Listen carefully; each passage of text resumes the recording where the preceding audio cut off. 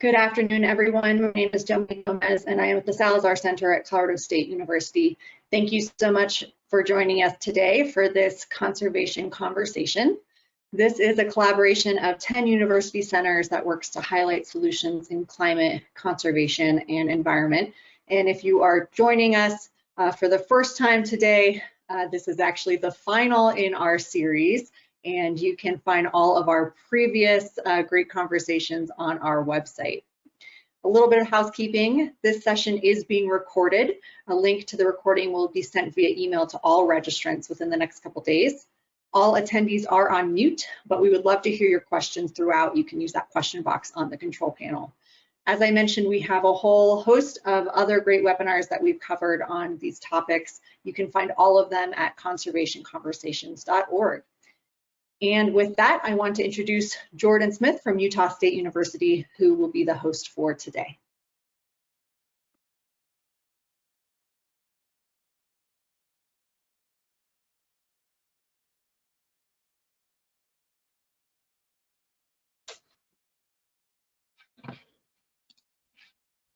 Jordan, I think we can hear you there. Can I share my screen, Dominique? Yep. Let me go ahead and do that.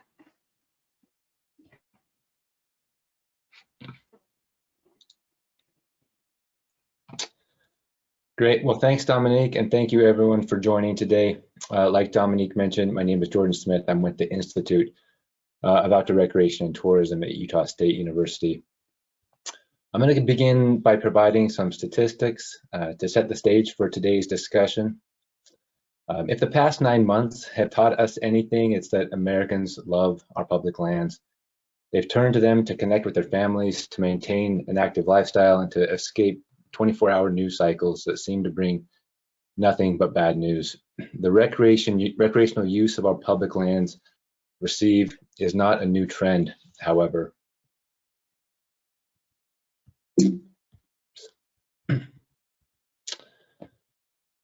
Visitation to many of our national parks has reached record levels every year.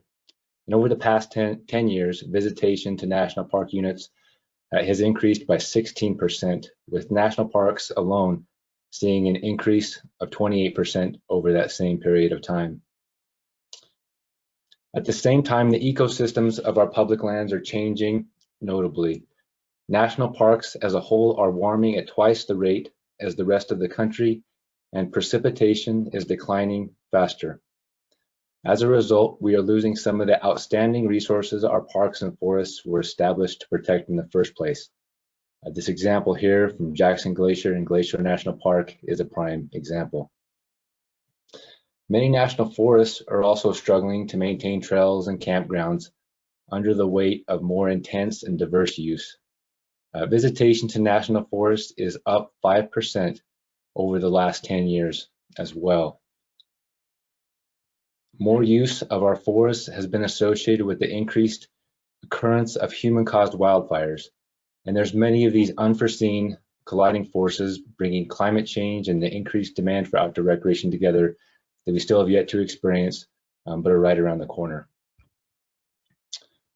The challenges of visitation that are seen in our national forests and national parks are also being seen in our state park systems. Visitation to state parks is up nearly 10% across the country since 2019. Simultaneously, operating budgets have declined by over 21%. Recent research has estimated that we'll need about $42 billion in additional appropriations and revenues to state park systems to meet the projected demand.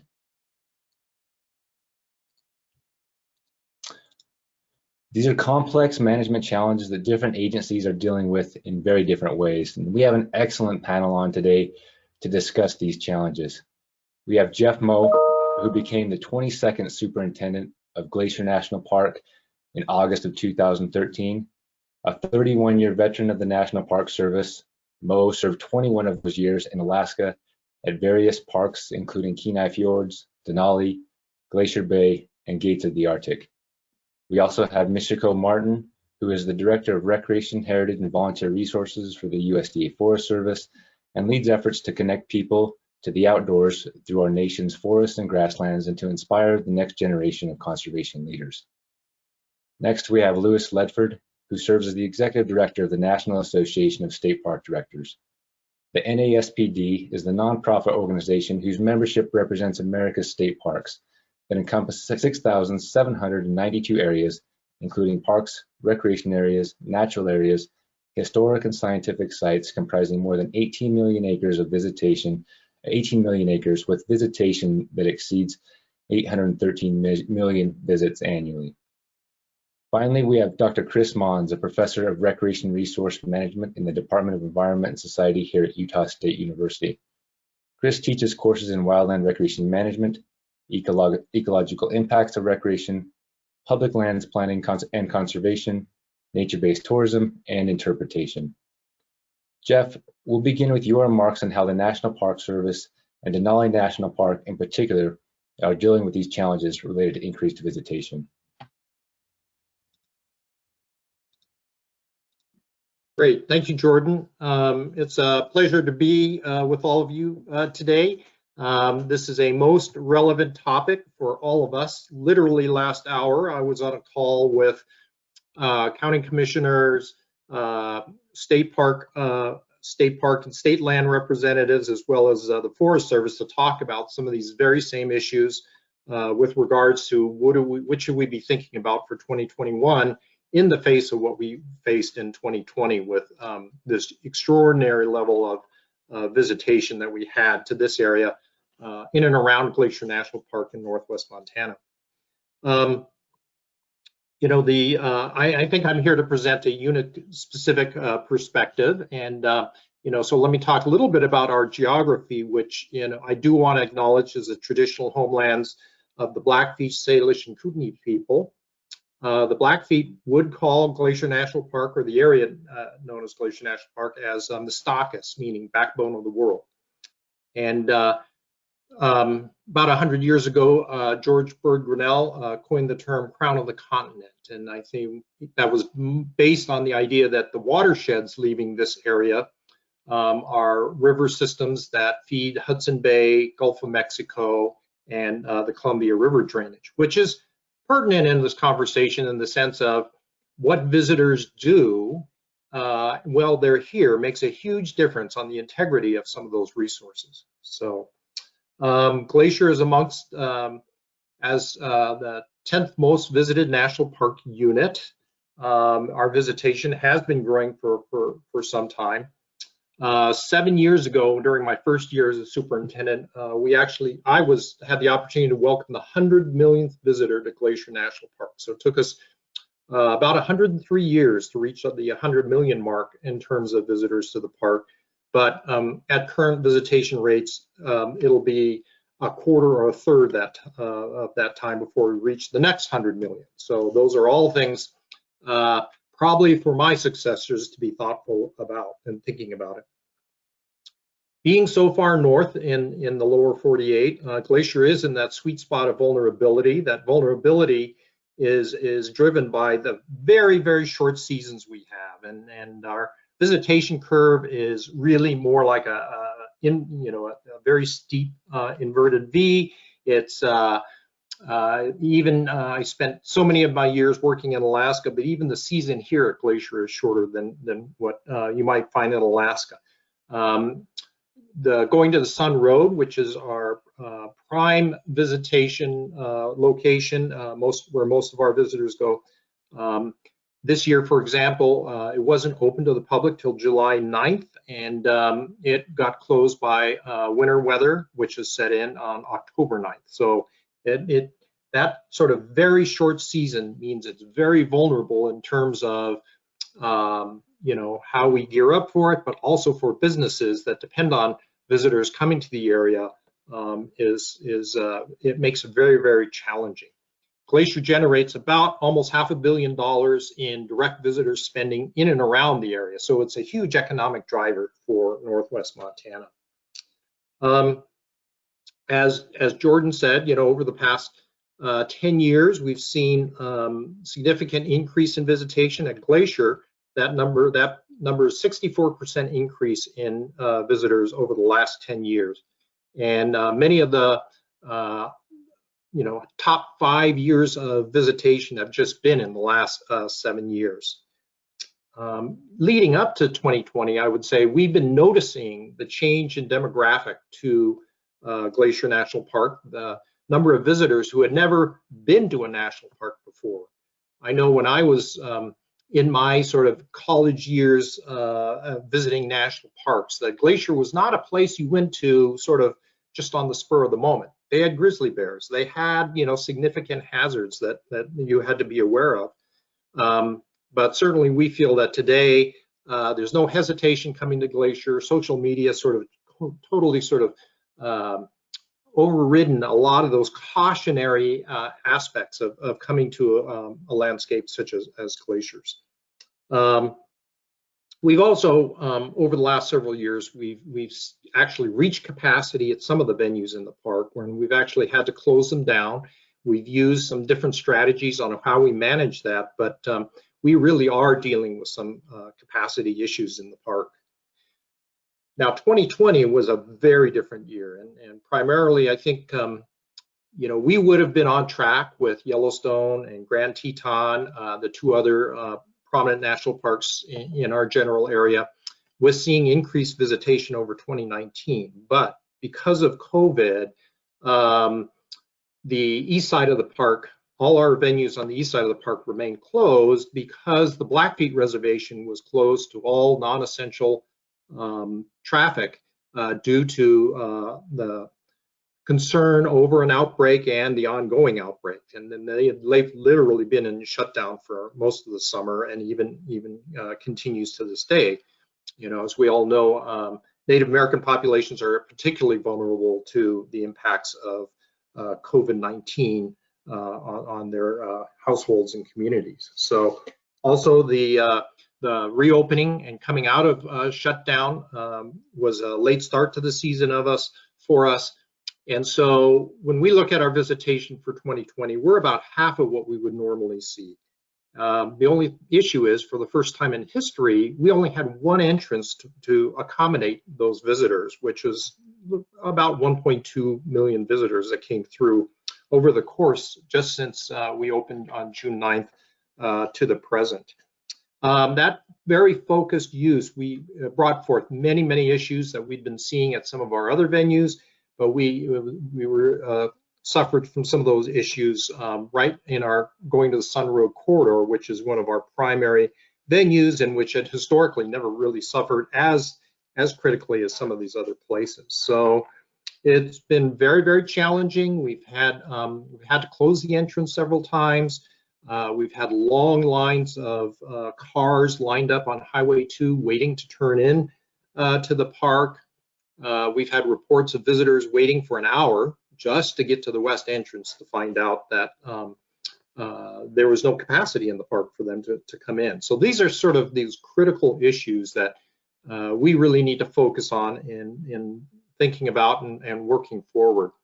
We actually had the opportunity this summer to look at ticketed entry, that idea of that a couple other park units had employed this summer, Yosemite and Rocky Mountain National Parks. But we looked at it, we socialized it, had a lot of conversation with our local communities, and decided in the end not to implement it.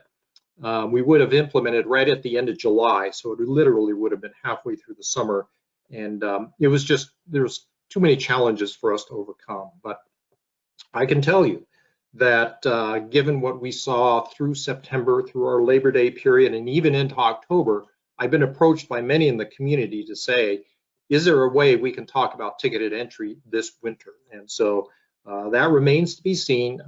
There's some, and again, it's up to the community to bring that to me as a manager in order for us to have those conversations. So we've had a long history of engaging with the community. I've been approached for as long as I've been at Glacier about this whole topic of how do we not strangle the goose that lays the golden eggs. There's many in the community that are concerned about it.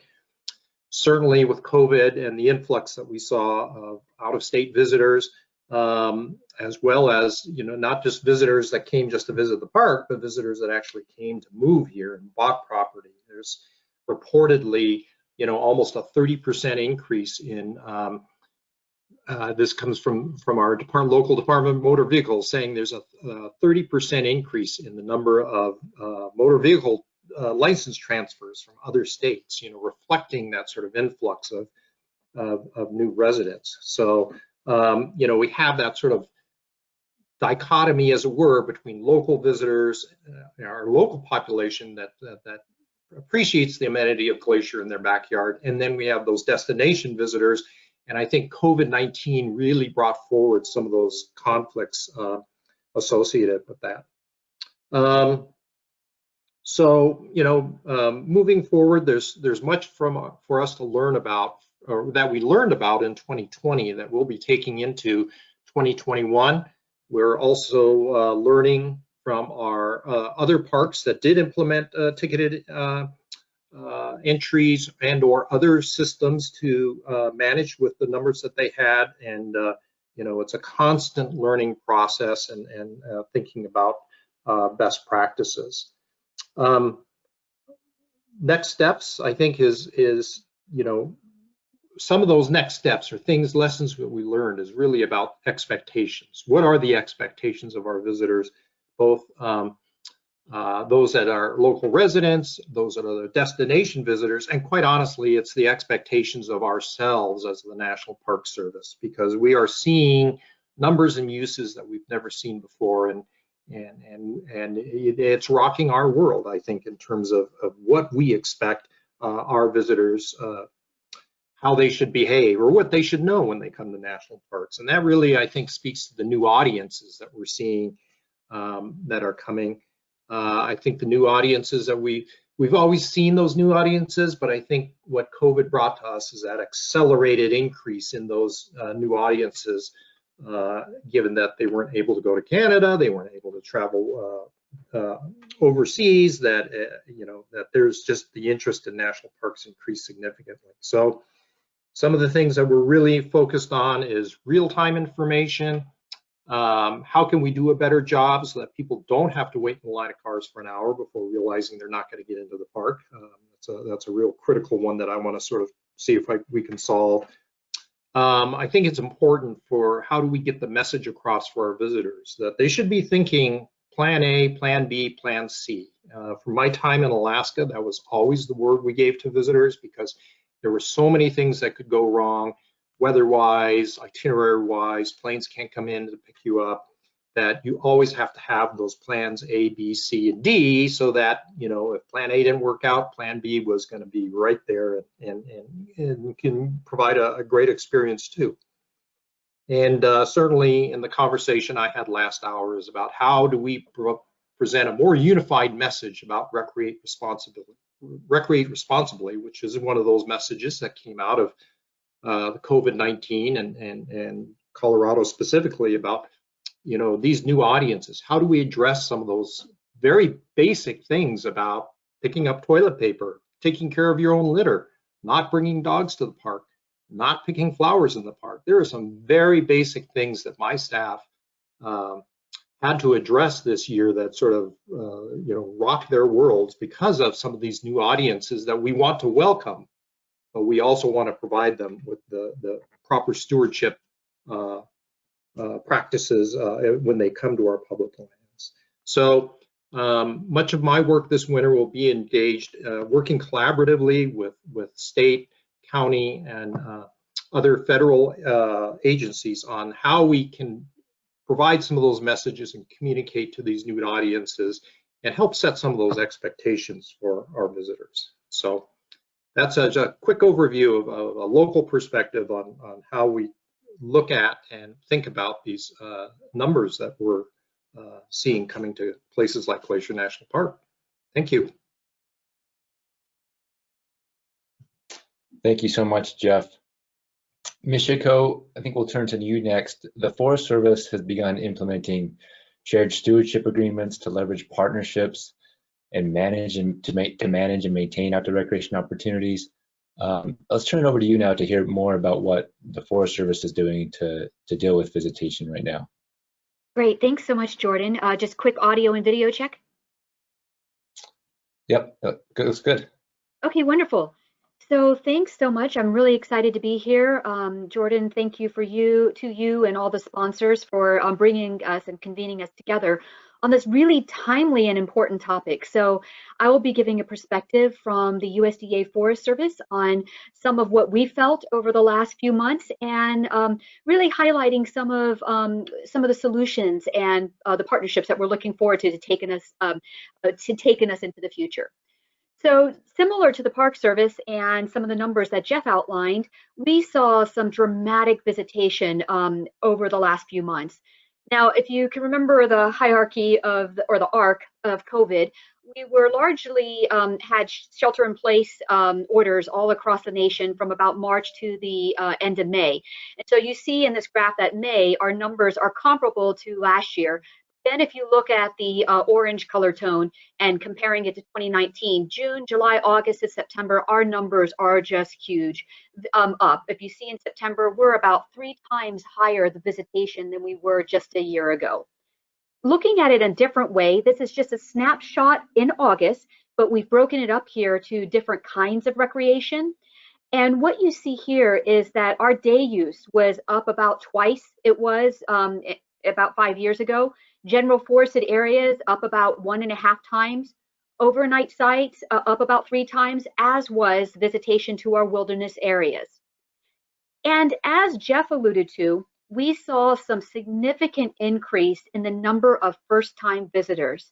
In fact, we saw a 150% increase in folks who were coming to national forest areas for their first time ever.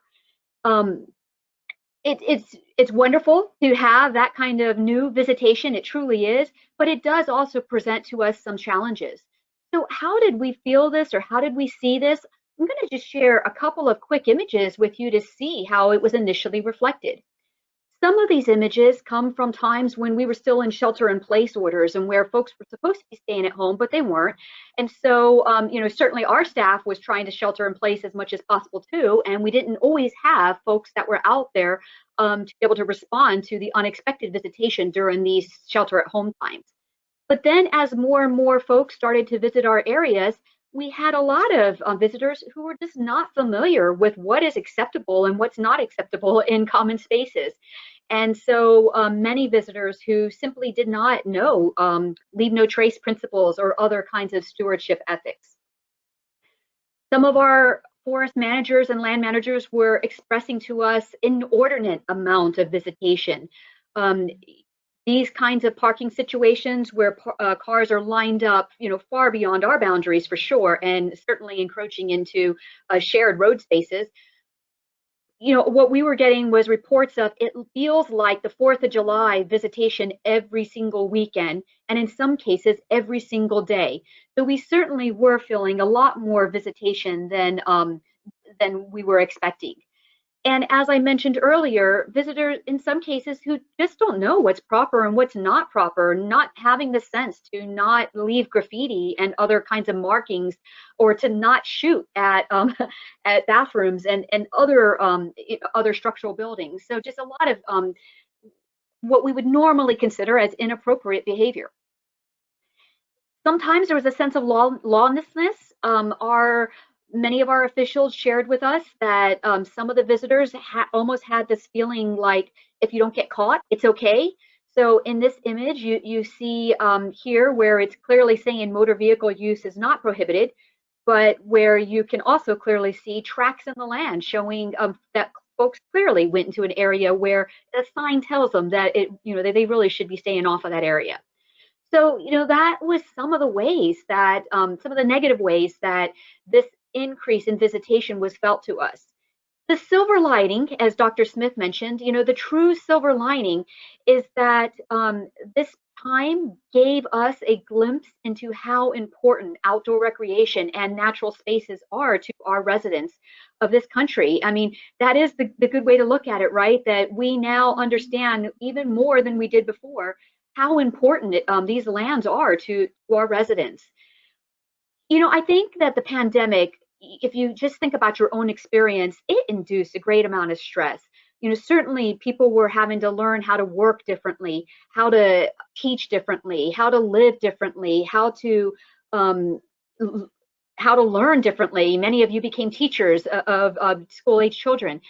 And so I think that all this stress led to people to try to find an escape and to try to find an outlet that was safe and healthy. And they turned to their natural areas. And, you know, it's wonderful as outdoor recreation providers. I think we all know this is wonderful because we are well aware of the research that shows us that time out in nature leads to joy. It leads to improvements in cognition, to happiness, to self-esteem, and even to physical improvements such as boost to the immunity. So we know this from the literature, and so it's wonderful that folks turn to our outdoor areas, but it also presented us some new challenges as we dealt with brand new audiences and influxes of and volumes of audiences at unprecedented levels. So what are some of the things that we turn to? Partners. Partners are who continue to help us see the way forward and help us to address the hardest challenges that we face. Partners like many of you and certainly like this coalition that's here today. One of the partnerships that Jeff mentioned that the Forest Service was also a member of is the Recreate Responsibly Coalition. That is a group of over 700 different NGOs, state governments, businesses, federal governments, and others participating in. Largely under the leadership of REI, but certainly with the wonderful leadership of many of you in your state and other states. We were really glad to participate in this particular coalition, and we found some wonderful responsiveness to the sharing of our stories. So we would come into the forum, say, hey, this is what we're seeing. This is what we're experiencing from some of the visitors who don't know how to behave differently. And then the Recreate Responsibly Coalition would respond with, okay, why don't we think about different ways to provide social media or to provide billboards or other kinds of communication devices in order to reach this audience in a different way. So we were very happy to participate in Recreate Responsibly. And one of the other ways that we participated was through our partnership in recreation.gov. You may know, but many folks don't know, that the Forest Service is the federal manager of recreation.gov on behalf of a dozen other federal agencies. And so this is a wonderful partnership that also was able to serve as part of the solution for the entire COVID pandemic. Early in the pandemic, recreation.gov had to pivot and had to figure out how do we let customers know that they won't be able to visit the campground that they had a reservation for. How do we issue refunds? How do we really be proactive in helping people understand how they might be able to find experiences closer to where they are supposed to shelter in place? But then certainly as we approached May and then on into the summer, we had to change our model and really embrace things like Recreate Responsibly, which we used heavily on our recreation.gov platform to teach people how to prepare for their experience, whether it was on a park site or on a Forest Service site or any of the other dozen federal partners. Jeff alluded to some of the solutions that the partnership came up with. So I'm just going to highlight a couple of them. One was the fact that we did use timed entry. So this was used at places like Rocky Mountain National Park or El Yunque National Forest in Puerto Rico, where we helped visitors time their visitation so that we could better control the amount of visitors that were in that area at any one time to COVID mitigated safe levels. Another kind of innovation was one that was used in Yosemite, which was issuing essentially day passes, where they had a certain number of reservations. Folks could go on it and reserve that pass, and which was good for the duration of that day. So we helped to bring different kinds of innovations into the reservation world so that we could provide COVID mitigations while also providing folks this way to get out in nature in a safe way.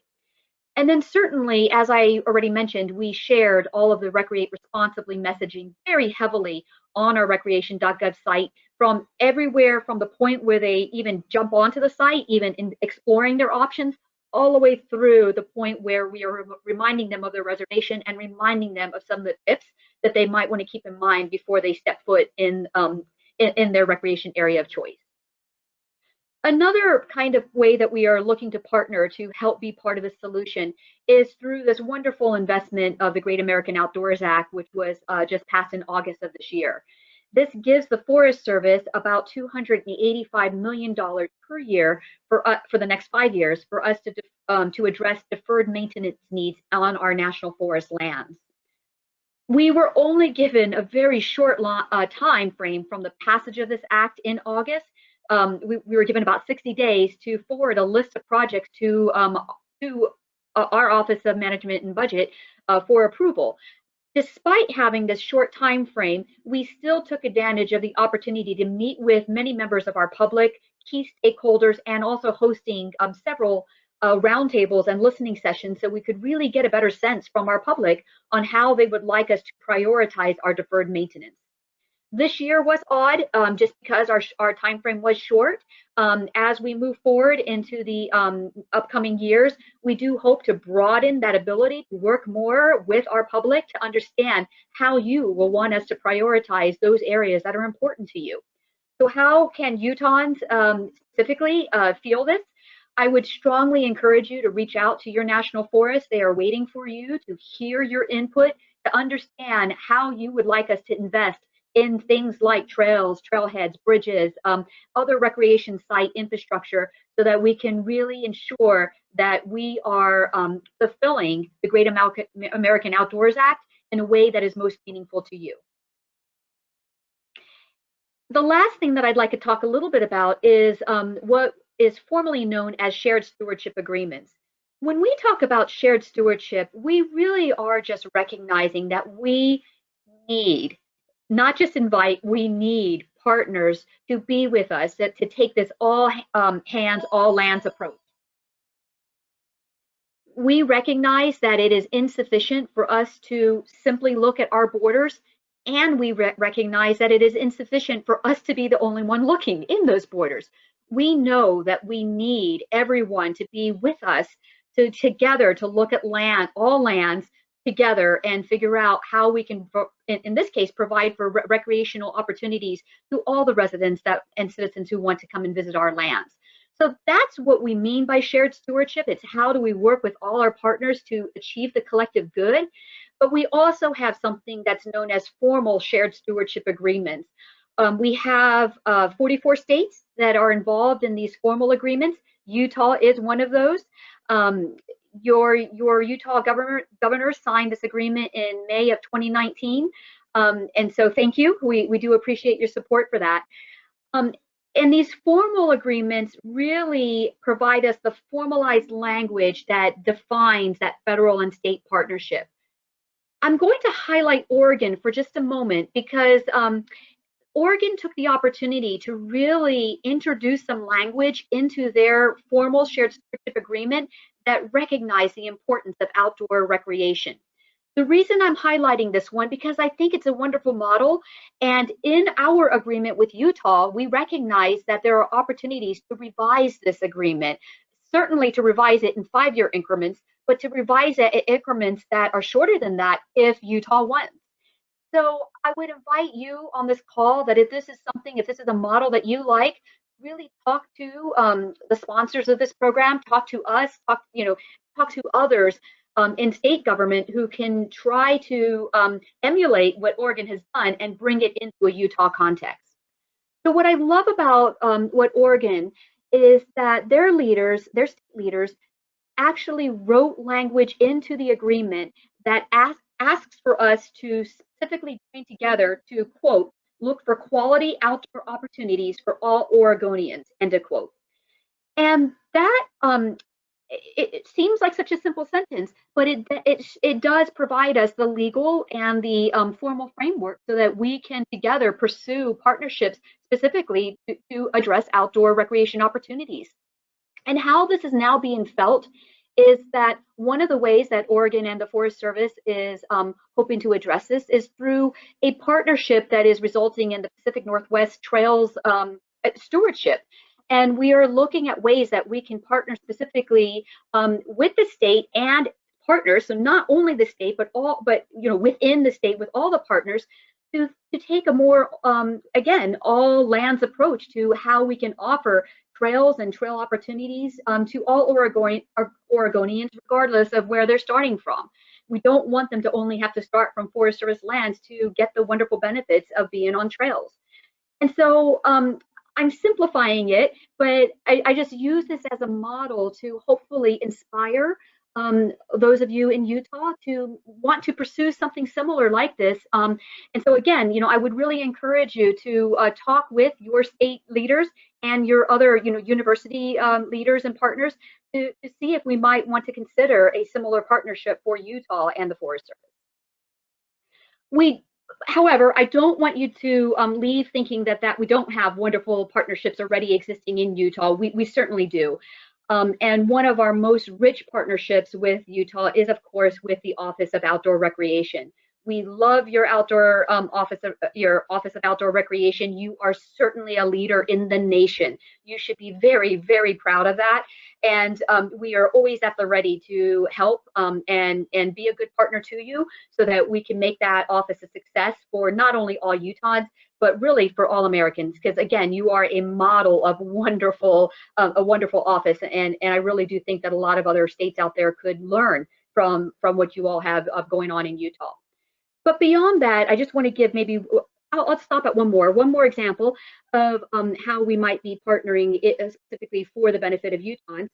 We have this wonderful program in the Fish Lake National Forest, working on with the Paiute Trail Association, where hand in hand with this association, we worked to try to identify opportunities to improve trails for all types of trail users, including OHV use. And so this is a really neat example where we recognize all the different kinds of users who want to come on trails, and we work together to improve the offerings for all folks who visit our lands. So that's just one minute example, and my colleagues from the Forest Service know they're probably laughing right now because I'm doing a disservice to all of the rich ways that we partner in Utah. But again, I just wanted to stress the opportunity to formalize a partnership with Utah through the formal shared stewardship agreements as a way to really provide us some strong legal framework upon which to build. So I'm going to stop right there, Jordan, and turn it back over to you, and hope that I did provide a glimpse into some of the challenges that the Forest Service is facing, but also some of the ways that we are looking to our partners to really help us meet those challenges in providing more rich opportunities for all Americans.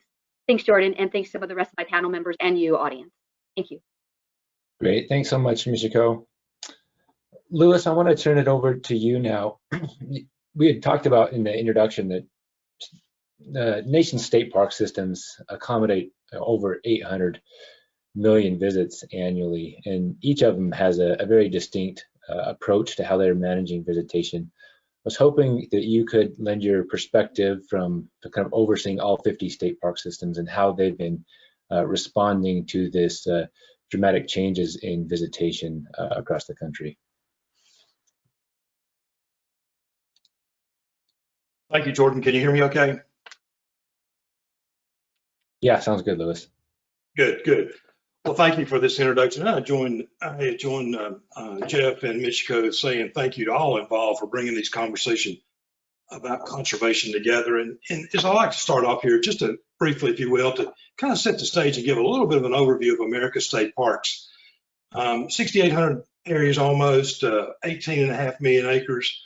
Quite a diversity or mosaic across the country, from the highest mountains in the east to fossil beds on the Ohio River and in Indiana to sites where Europeans first came to America in Virginia and in Massachusetts, a Native American buffalo jumps in Montana, and even the John Pennycamp State Park, the Coral Reef State Park, underwater park, if you will, in South Florida. It's quite an extensive collection of areas. But as Jordan referenced, the visitation, I think that's what surprises most folks when you start talking about America's state parks. Over 813 million visitors in our last survey. And of course, those are pre-COVID numbers, and we'll talk more about what's happened since then. But $2.8 billion in operational expenditures is quite an economic impact, and nearly $1 billion in capital developments each year, and you saw those numbers of reductions, but also the growth of parks in terms of visitation. But I think it's important for all of us to think about that, with the federal partners we've just heard from, combined with state parks, we're $1.5 million plus, $1.5 billion plus visitors coming to these federal outdoor and state recreation sites each year, plus the other federal recreation sites. So almost 900 billion, the fourth largest economic sector is this outdoor recreation impact in America. Again, about state parks, we're quite a group of programming, from first day hikes to opt outside to so many other things that people think about when they think of going to the outdoors. Quite a collection of facilities, from the famed CCC camper cabins and cabins of that early era, to contemporary cottages and states, and frankly, with nearly 230,000 campsites, the largest collection of camping opportunities out there. Well, let's talk just a little bit, set the scene a little bit more. Of course, most folks think of Niagara Falls as being the first continuously operated state parks. It's dating back to the late 1800s. And then another one across our country, so many people are increasingly familiar with, the Valley of Fire in Nevada, and what a scenic icon that location is. But you can go to Alaska and the Wood Tick-Tock Chick State Park there, some 1.6 million acres, quite a vast array of parks in the northern country. And many of you are probably familiar with Chugach in the Anchorage area, or further back south, you can go to Arizona, and from Slide Rock and Sedona to the Kartchner Cabins with the world's largest stalactite. Again, don't mean to spend too much time talking about these state parks, but there's quite a mosaic of what makes America special in the outdoors, in addition to those in the national areas we've been talking about or hearing from. So what happened in March? I think we all know that story. The impacts is suddenly, here you can see some scenes from northern South Carolina, Table Rock Mountain, where suddenly, with all the other places being closed, the malls and the schools and the other entertainment venues being closed down, parks suddenly, if there ever were, becoming more and more essential. What else happened? Safety of the visitors, impacts on the natural resources. I'll always remember having a conversation and joining a conference call with the managers of Arkansas State Parks in late March, and they were doing their best to try to keep the parks open. There were so many unknowns.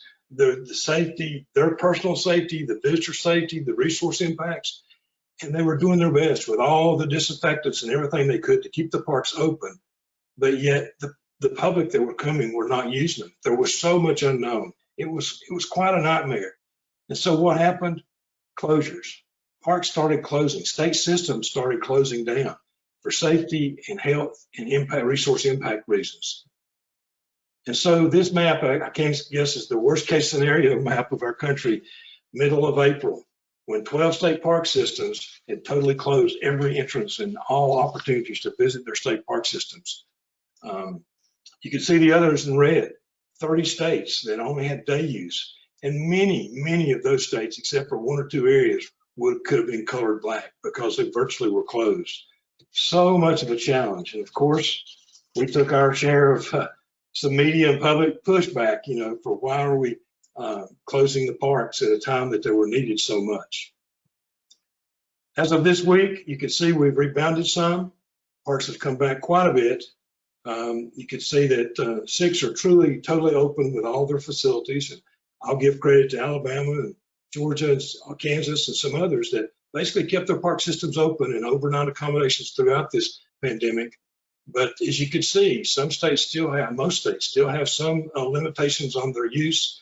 And those in the Northeast have kind of had a coalition or pact like that Northeast group. You can see those states require a 14-day quarantine or a negative COVID test within 72 hours if you're out of state from one of those states to visit their parks. New Mexico currently, until the November 13th, are only allowing their in-state citizens to use their parks overnight.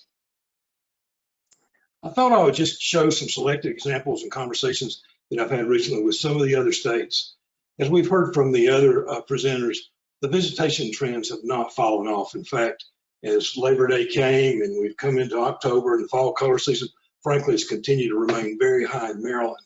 You know, Maryland is a densely populated area, as you would know, in our country, and the capacity closures are not uncommon. As you can see, they had 101 times in the state last year, in 2019, that they closed the parks due to capacity. This year, you can see it's almost 3 times as much. One of the things that really helped them, as you'll hear me talk about some of the other states, day use reservations were implemented that really tried to help allow folks to use the parks, structure the times that people could get to the parks. You know, so oftentimes we think of overnight reservations, but the day use reservations program really became very popular in a number of states. They also sought to focus impact and share a communication strategy with the citizens about the impacts that this is on the state park system, and talk to them about the resource damage as well as trying to improve the quality of the experience.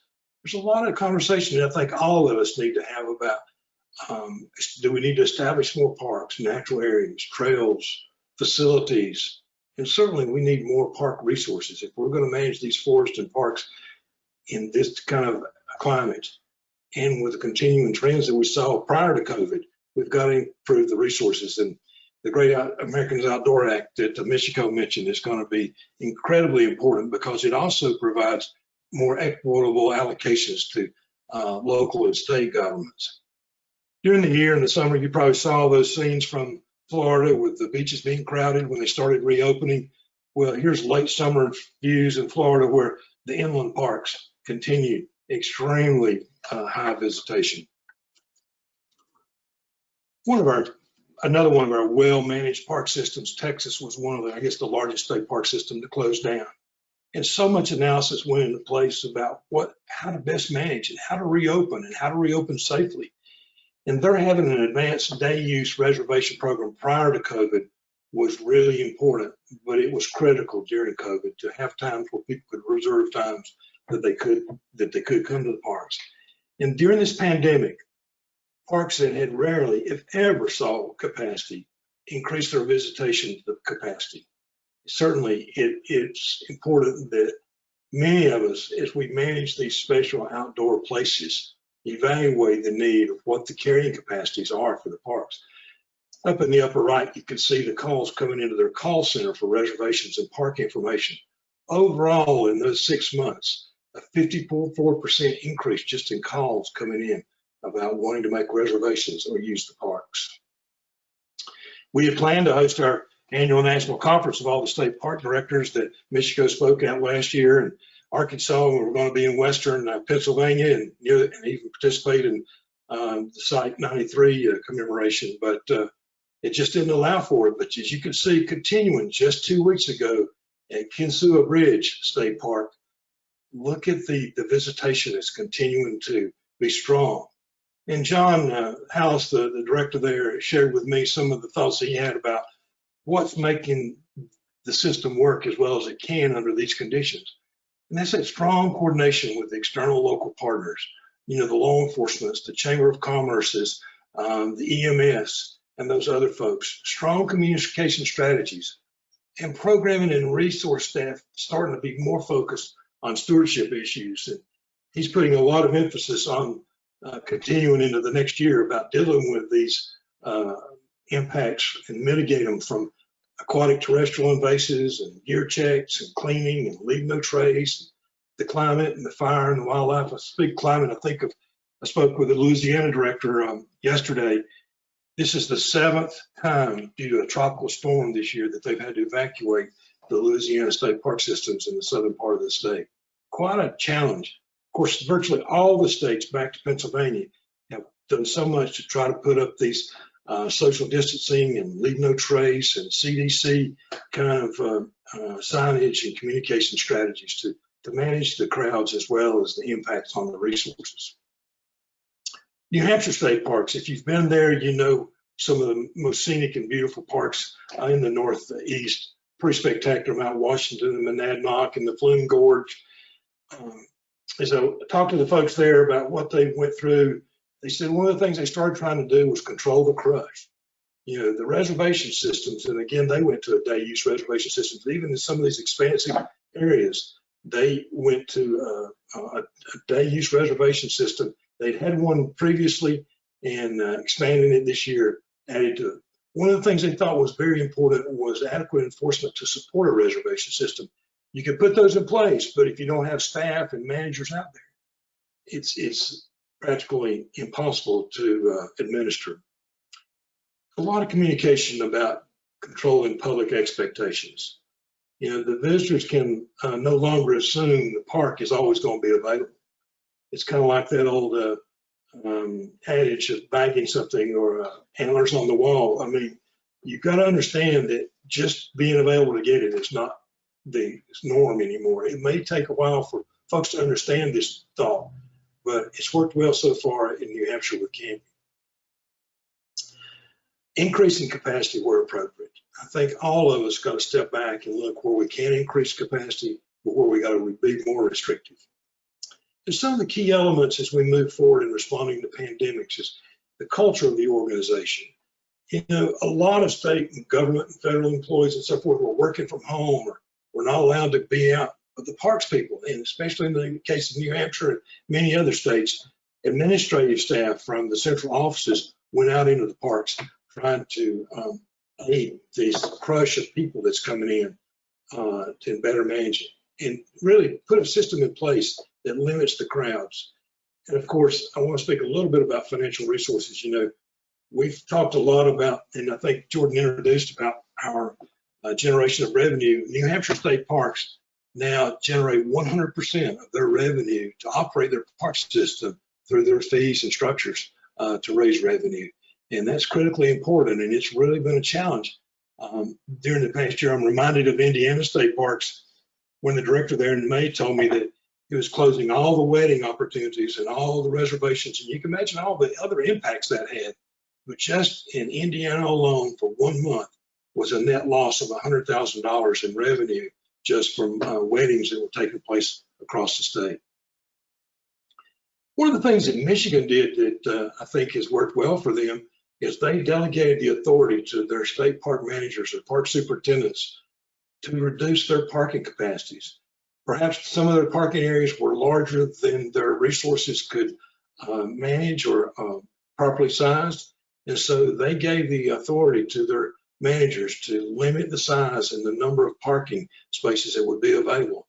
And they've allowed that to remain in effect through this day and plan to continue moving forward.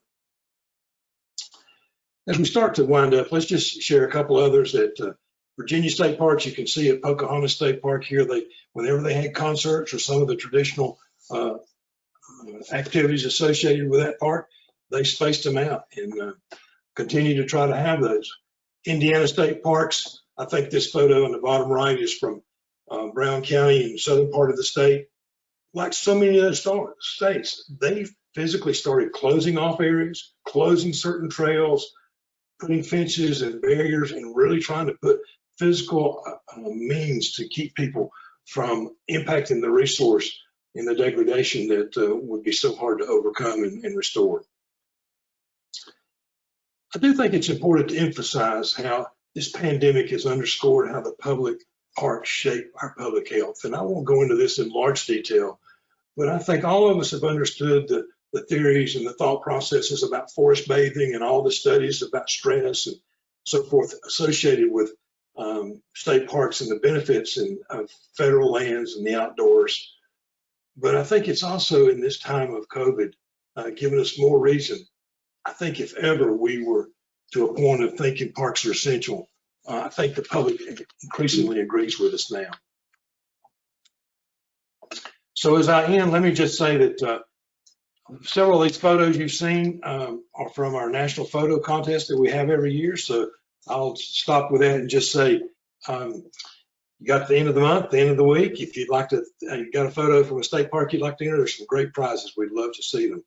And please call on me, and I look forward to hearing more about these conversations about conservation. Thank you, Jordan and all, for this opportunity. Great. Thanks so much, Louis. It's really great to hear all these diverse perspectives from all over the country. Chris, I wanted to turn it over to you now. We talk a lot about in our classes these different actual management approaches of either concentrating, dispersing use, and the ways that we can actually minimize all these impacts that are being caused by these dramatic increases in use and what we've seen being presented today, these increases in the first-time users. I was hoping you could kind of give us some perspective on what those approaches are and the relative drawbacks and advantages. Yeah, thanks, Jordan. And I'm sensitive to time, so I'll try to move forward with this fairly quickly. As we've heard a number of the panelists say today, when we see increases in use, one of the things we're concerned about, in addition to providing a good experience for visitors, visitor safety, but one of our primary concerns is impact to resources. And I want to share with you today some perspectives on management strategies and what science can tell us in terms of resource impact. So first of all, I call myself a recreation ecologist. I'm an ecologist by training, and I work on recreation issues in our parks and public lands. And really what I'm mostly concerned about is this idea that recreation activities can act as disturbance agents to various ecosystem components. I want to also understand how, when resources get affected, how that disturbance can affect the visitor. And of course, all of this leads us to some informed management strategies. Well, a long time ago, when I first got into the field, maybe some of you have seen this figure in some of the literature or maybe in classes you've taken. We often refer to this use impact generalized relationship, use impact theory. And this relationship tells us basically that the initial use that we might see in a location results in the majority of the impact. Now, that might be a little different depending on the type of ecosystem we're talking about, but in general, that trend does proceed to a point where if we continue to use that same location, it's impacted, and so as a consequence, we see very little change. Well, over the years, I've had the opportunity to test that theory in a number of places. And a few years back, I published a paper along with some of my Australian colleagues in the Frontiers in Ecology and the Environment. What we did in that paper is we looked across a number of different data sets to try to understand, did this use impact relationship really hold up? And here I'm demonstrating some data that I collected up in the northern Alaska and Gates of the Arctic National Park that looks at the different intensities of disturbance, and we applied this experimentally, and then looks at the relative cover loss that occurred in 2 Arctic tundra vegetation types. And in general, we see that there is this relationship. It might be slightly different shape, but there is a period of very rapid change leading to a leveling off. We put this all together in our paper and tried to describe some of the different use impact relationships. We came to a couple of conclusions.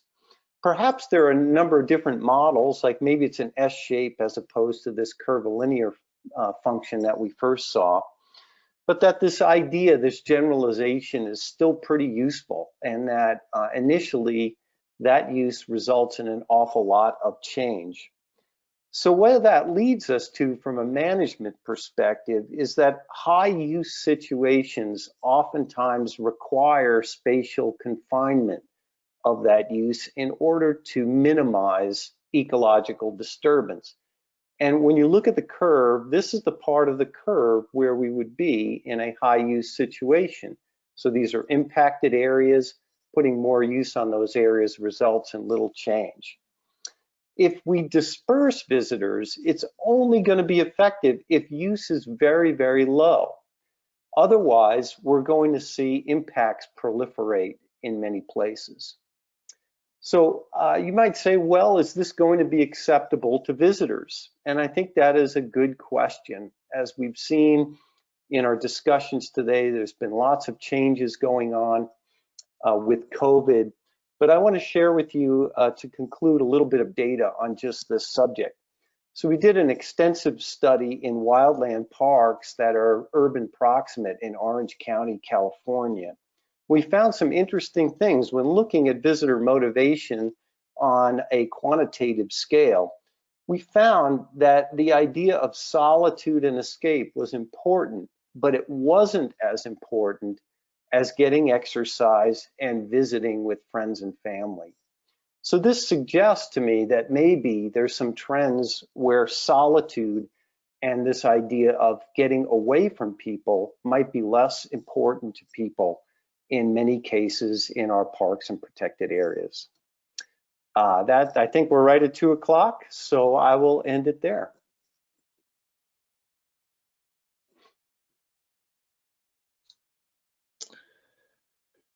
Chris, thanks so much for sharing your perspectives there.